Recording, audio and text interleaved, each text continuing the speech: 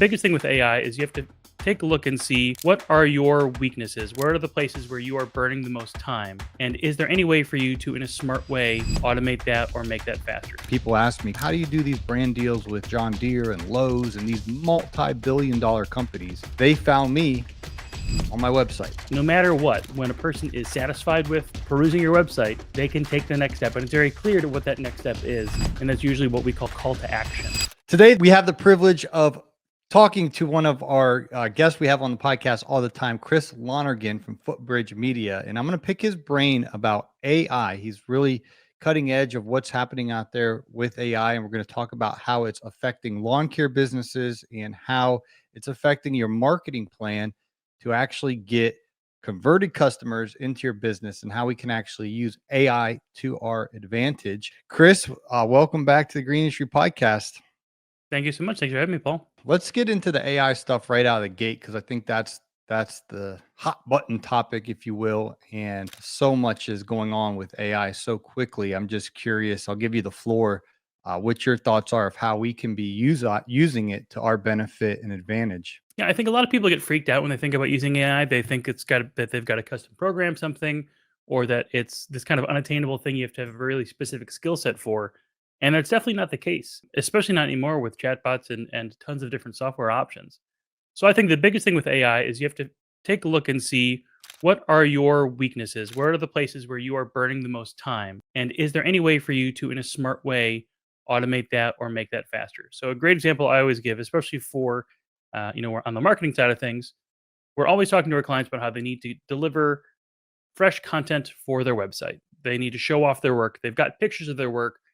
And it's easy for folks to do that. They've got a smartphone in their pocket. But most folks stumble when it comes to prepping content for their website. That's, I think, a really golden opportunity for anyone to take full advantage of AI, because all you have to do is, even with ChatGPT, you could just talk to it.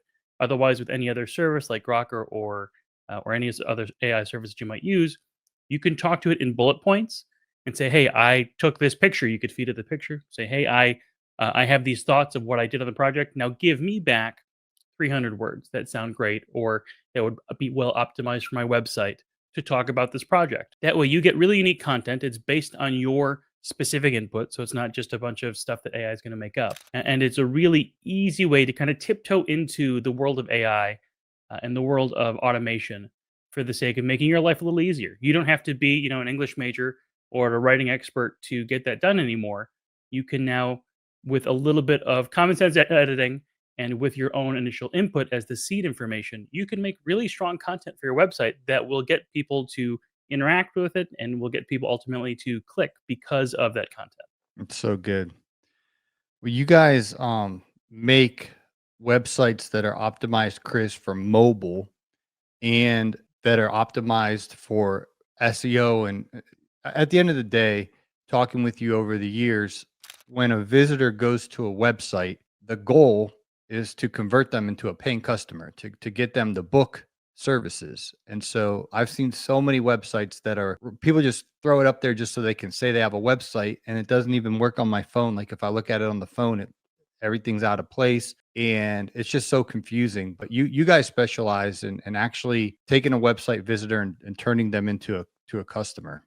Yep, that's the core of what we do is kind of funneling everyone into your online marketing experience, and making it really easy for someone to take that next step on a website. And it's very purposeful. It's very planned. A lot of folks, they tend to overload their websites with way too much stuff. At the end of the day, it really needs to be very simple. Think about it like your customer. Basically, for your customer, a website's a salesperson. They're going to get there. They have a couple questions.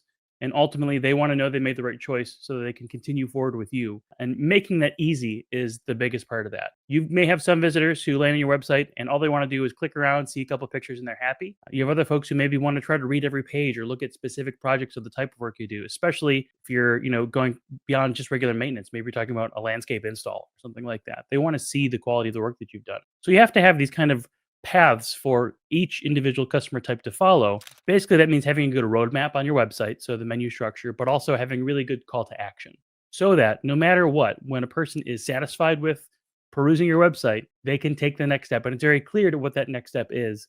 And that's usually what we call call to action. And that's something that you should have really at the top, the bottom, and generally the middle of every single page of your website. Well, I just wanted to throw that in there because you mentioned using AI to make our websites better, and I thought that was important that people have a plan for their website that's beyond just saying, "Oh yeah, I have a website," but that the website's actually converting into bringing us customers. So I've personally, back when I was running a lawn business in Atlanta, my biggest fish customer, they found me on the website. They actually typed in lawn care business in Duluth, Georgia, because they were living in California at the time. And I popped up and they called me. And then because of that customer, their next door neighbor was the defensive coordinator for the Atlanta Falcons. Then I started doing his yard, and then he started getting me all these Atlanta Falcons players, the coaches, the head coach, all of these guys. Really boosted my lawn care business. And then people ask me, Chris, how do you do these brand deals with John Deere and Lowe's and these multi-billion-dollar companies, tens of billions of dollars of companies? They found me on my website. I have a little form there. It talks about our podcast, Green Street Podcast, how you can be an advertiser and things like that. And literally, they filled it out, and then I get a little notification, Lowe's Home Improvement. And I'm like, this sounds legit. This looks legit. And next thing you know, I'm in a Lowe's commercial, and the same thing with John Deere. But I made it easy for them to have a call to action with a phone, I'm not going to say the gentleman's name, but the rich guy who is the CFO from California, he had the call to action. He called my phone. I missed the call, but I called him back within about 60 seconds and I got the business. And then with these multi-billion-dollar companies, some of the biggest companies in the world, I made it really easy for them to fill out my little intake form. And then I got back to them immediately, and the rest is history. Yeah, absolutely. I mean, I think that's a great example of not only call to action, but also the importance of long tail optimization. That's again something that's very specific to when you purposefully make a website, compared to just throwing it up and having it like, oh, it's my digital brochure. It's just going to be a place where I can send people, for my truck magnet or for my business card. Every page of your website should be very specifically built. If you did not have that advertising section, then you maybe not would not have gotten those particular interests, those inquiries. And the Google business profile is still king, in my opinion. I'm not sure your opinion, but what is that Google 3-pack that they call it? And essentially, people are going on Google, and eventually they'll go over to AI, but just basically type in restaurant near me, or lawn care business near me, or fertilizer company near me. Who's showing up at the top of those lists, and how do we show up at the top of those lists? Yeah, that's a huge part of ranking, I think, especially for local service folks like our lawn care folks, like our contractors.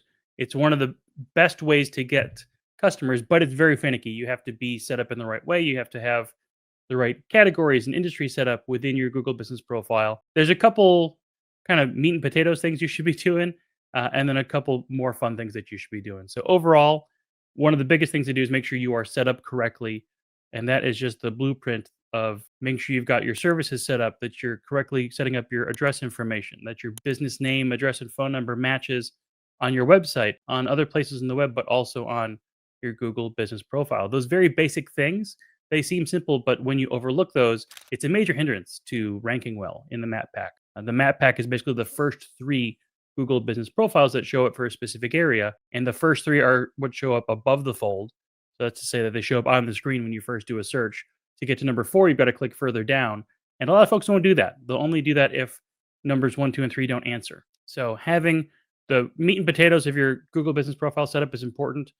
After that, the next most important thing you could do is to get more Google reviews.